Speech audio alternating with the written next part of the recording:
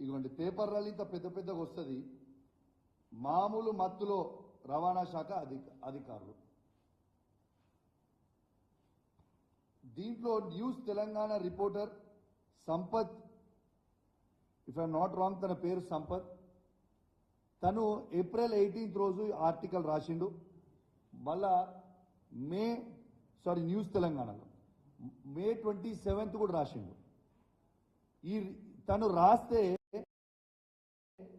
ఇలా ప్రెస్ మిత్రులకి తనని మీరు అడగొచ్చు, ఫోన్ చేసి మేము మంత్రి అంచనము అని వాళ్ళ స్వయంగా తనను కూడా బెదిరించింది వాస్తవం.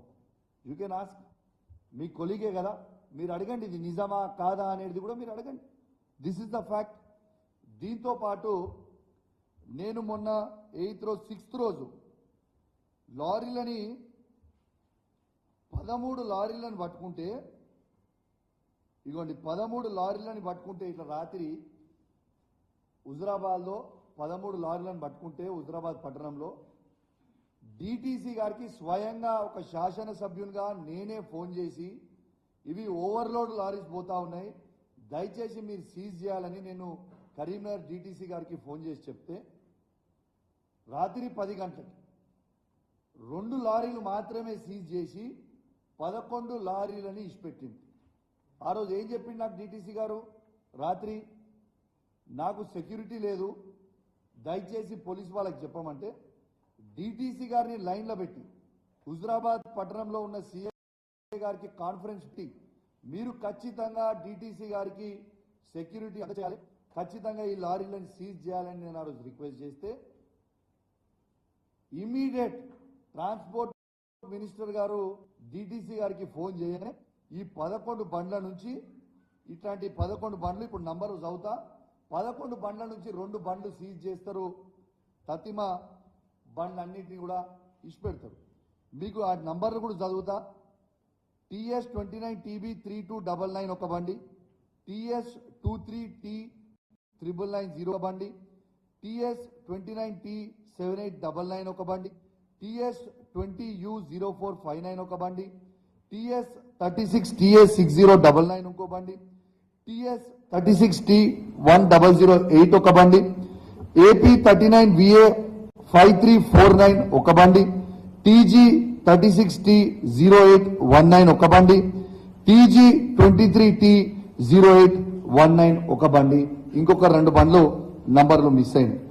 ఎంత బాధ అనిపిస్తుందంటే ఇలా ఆర్టీఓ అధికారులందరికీ చెప్తా ఉన్నాను, మీరు తస్మాత్ జాగ్రత్తగా ఉండాలి. ఇలా ఈ ప్రభుత్వం ఉండొచ్చు, రేపు మళ్ళా ప్రభుత్వం మారొచ్చు, మీరు మాత్రం శాశ్వతంగా ఉండేటోళ్ళు, రేపు మీరు ఇబ్బందులు పడతారు. ఇలా నేను ఒకటే అడుగుతున్నా, ఇంత పెద్ద స్కామ్ గురించి నేను బయట పెట్టి చెప్తే ఒక శాసనసభ్యునిగా లైవ్ గా లారీని పట్టుకొని వేబ్రిడ్జ్ లో చూపించిన తర్వాత కూడా ఇంకా అదే విధంగా ఓవర్లోడ్ లో బండ్లు కొట్టుకుంటా హుజురాబాద్ మీద నుంచి పోతే కౌశిక్ రెడ్డి గారు ఆపుతున్నారని ఒక ఉద్దేశంతో ఏం చేస్తారు, కరీంనగర్ మీద నుంచి కొత్తపల్లి నుంచి తీసుకొని హుస్నాబాద్ కొడుతున్నారు, హుస్నాబాద్ మీద నుంచి భీమదేవరపల్లి ఎల్కతుర్తి టు వరంగల్ కొడుతున్నారు. రాత్రి 1 నుంచి తెల్లారు 5 వరకు రాత్రి మిడ్-నైట్ హుజురాబాద్ మీద నుంచి కొడుతున్నారు. మరి ఈ లారీలని ఎందుకు ఆపుతలేరు, ఈ లారీలని ఎందుకు సీజ్ చేస్తలేరు, దీని మతలబ్ ఏంటిది అని నేను అడుగుతా ఉన్నాను. నేను ఇంకోటి చెప్తా ఉన్నా, అధికారులందరూ కూడా చెప్తా ఉన్నాను, నేను స్వయంగా